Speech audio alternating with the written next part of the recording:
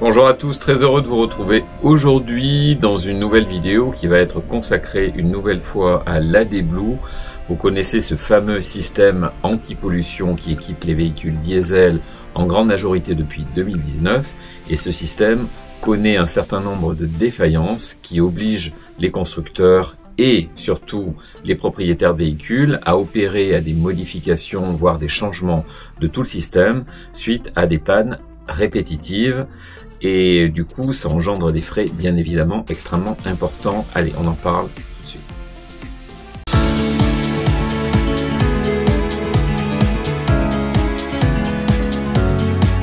En France, tout est autorisé, sauf de se faire prendre, paraît-il. Les pannes qui sont liées au système anti-pollution AdBlue se multiplient au même rythme que les plaintes de conducteurs de véhicules diesel concernés qui sont contraints d'engager plusieurs milliers d'euros en réparation sans la moindre garantie que le problème en question ne se reproduise pas. Alors, nombre de ces automobilistes font le choix illégal de désactiver le système, comme le montrent notamment plusieurs reportages qui ont eu lieu à la télévision ou des articles que vous pouvez trouver dans les journaux. Mais les règles du contrôle technique vont se durcir à partir du 1er janvier 2025 dans le but spécifique de lutter contre les manipulations des systèmes anti-pollution. Alors, afin d'éviter des frais de mise en conformité et en réparation trop onéreux en faisant changer la totalité du système, certaines personnes ont choisi de faire appel soit à un garagiste peu scrupuleux, soit à un reprogrammateur automobile. Et en fonction des véhicules et des logiciels, la facture pouvait s'élever à 300 à 700, 800 euros, quelquefois sur des véhicules très haut de gamme, de façon à faire désactiver le système AD-Blue. Le reprogrammateur ou le garagiste utilise un boîtier spécial qui permet d'accéder au système OBD du véhicule ainsi que au calculateur du véhicule de façon à pouvoir reprogrammer le véhicule et également de désactiver le système AD-Blue. Si la reprogrammation a été bien faite, normalement ça ne laisse aucune trace dans la mémoire du calculateur du véhicule et ça rend absolument indétectable cette modification au passage au contrôle technique. Par contre, si vous faites réparer votre voiture chez Peugeot, chez Citroën, chez n'importe quel concessionnaire d'un véhicule équipé de l'AD-Blue, lui par contre là sera capable de détecter que vous avez fait désactiver le système AD-Blue et légalement il sera obligé de vous réactiver le système, mais ça peut être pour n'importe quelle opération nécessitant d'accéder au calculateur du véhicule. Il faut quand même savoir que si on détecte que vous avez modifié votre véhicule en faisant désactiver l'AD-Blue, vous vous exposez à une amende de 7 500 € et une obligation de remise en conformité du véhicule en faisant soit changer le système qui est défectueux, soit en faisant reprogrammer votre véhicule de façon à faire réactiver l'AD-Blue. Certaines personnes, notamment on trouve plusieurs témoignages sur le net de personnes qui sont responsables notamment de flottes automobiles. Ils préfèrent payer une amende de 7 500 € que de faire réparer et remettre en conformité peut-être des dizaines de véhicules qui ont des pannes liées à l'AD-Blue. Mais en 2025, tout va changer car à partir du 1er janvier 2025, les centres de contrôle technique seront équipés de nouveaux appareils qui vont détecter toute modification liée à l'AD-Blue, même celles qui passaient jusqu'à présent sous les radars.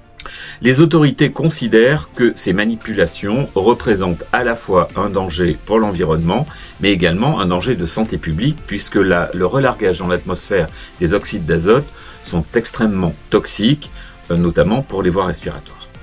Cette lutte envers les fraudeurs et envers la pollution automobile devrait forcément entraîner une augmentation du coût du contrôle technique pour l'automobiliste, sans que l'on sache encore dans quelle proportion. Ce sera peut-être 10, 15 ou 20 € de plus. En attendant une certitude, les véhicules modifiés ou non, pris en flagrant délit de trop fortes émissions de gaz à effet de serre seront retirés de la circulation s'ils ne sont pas rapidement mis aux normes.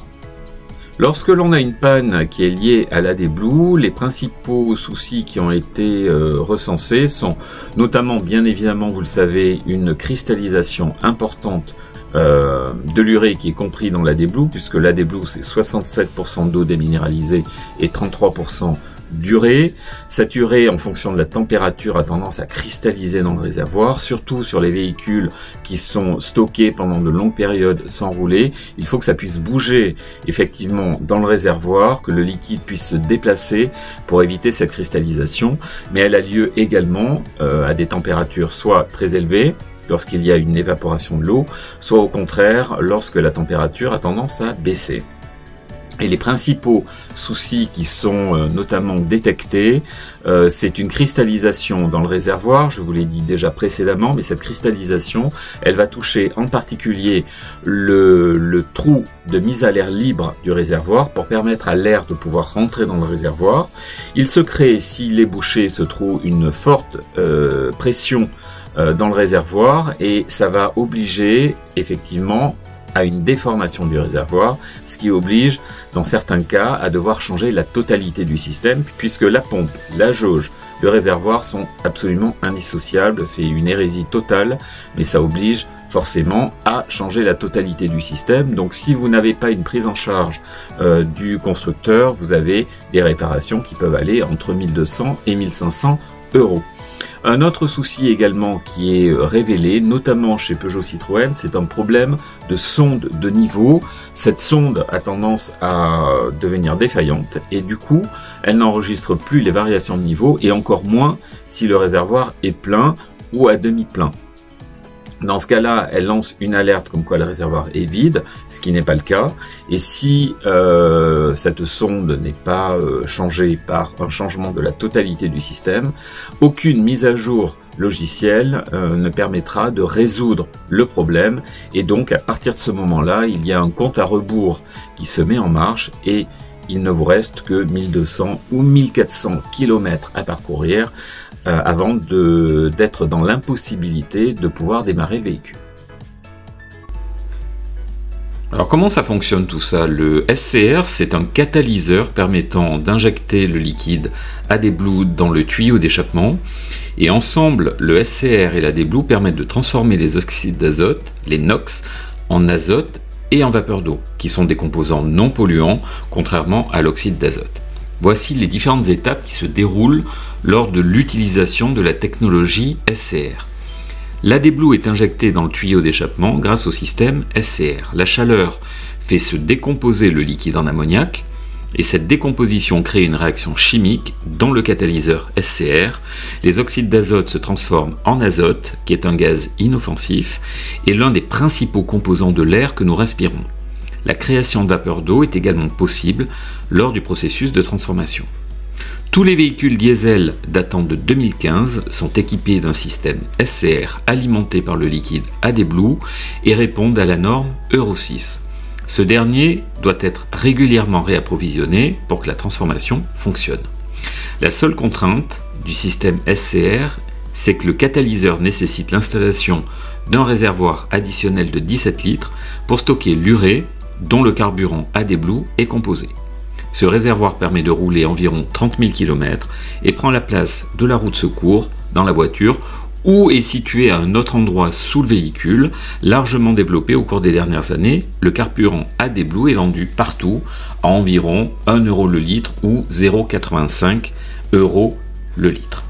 En tout cas, une chose est sûre, si vous avez fait reprogrammer votre véhicule de façon à désactiver le système AD-Blue, vous n'avez qu'une seule possibilité, soit faire réparer votre véhicule de façon à réactiver le système AD-Blue, parce que sans ce système-là, il va émettre trop d'oxyde d'azote, et dans ce cas-là, il deviendra trop polluant, et il ne passera plus le contrôle technique.